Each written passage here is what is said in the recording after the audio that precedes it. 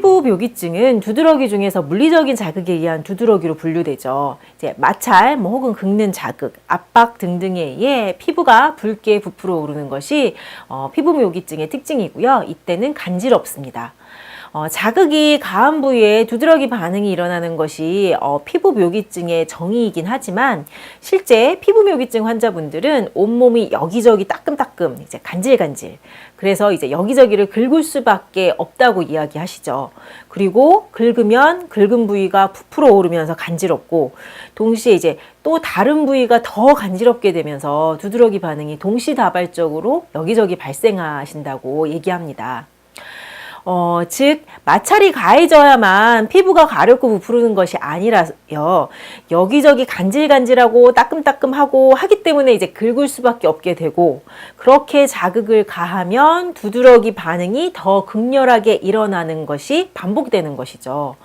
그리고 이렇게 이제 간질간질 따끔따끔한 이상 감각은 낮에도 발생하지만 보통은 이제 저녁, 밤, 이제 자다 일어난 새벽에 심해지기 때문에 피부 묘기증 두드러기 환자분들은 제발 잠을 좀 푹 잤으면 좋겠다고 이야기하십니다.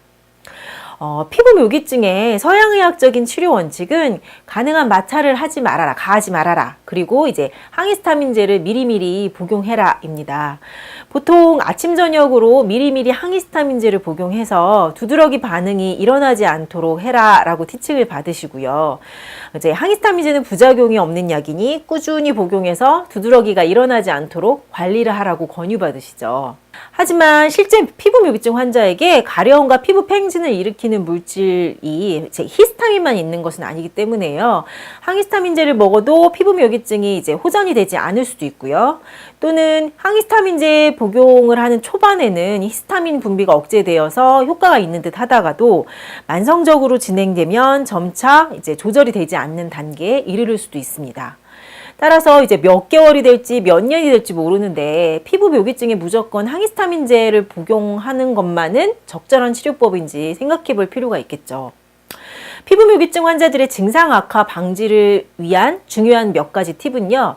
첫째는 간질간질하고 긁고 싶더라도 최대한 긁지 말라입니다. 이제 앞서 말씀드린 대로 피부 묘기증은 긁은 부위는 당연히 팽진과 가려움이 일어나고, 이제 마찰이 가해진 주변으로 이제 히스타민 분비가 증가하기 때문에 가려움, 팽진이 이곳저곳으로 더 극심해질 수밖에 없습니다. 이제 간질간질 자극이 가해진 순간 극심한 가려움으로 이어진다라고 생각하면 됩니다. 따라서 이제 간질간질하고 긁고 싶더라도 가능한 이제 시원한 찜질이나 시원한 물로 씻어내는 등의 방법으로 최대한 자극을 가하지 않는 것이 중요합니다.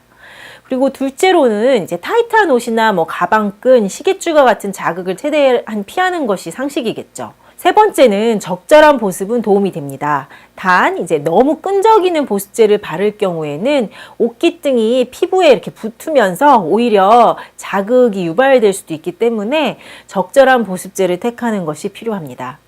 그리고 네 번째로는 항히스타민제는 피부 묘기증의 치료약이 아닙니다. 때문에 무조건 규칙적으로 용량을 늘려가면서 항히스타민제에 의존하지 않도록 하는 것이 중요합니다.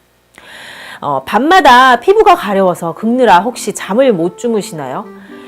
피부 묘기증, 두드러기는 아니인지 적절한 진단과 치료가 필요합니다.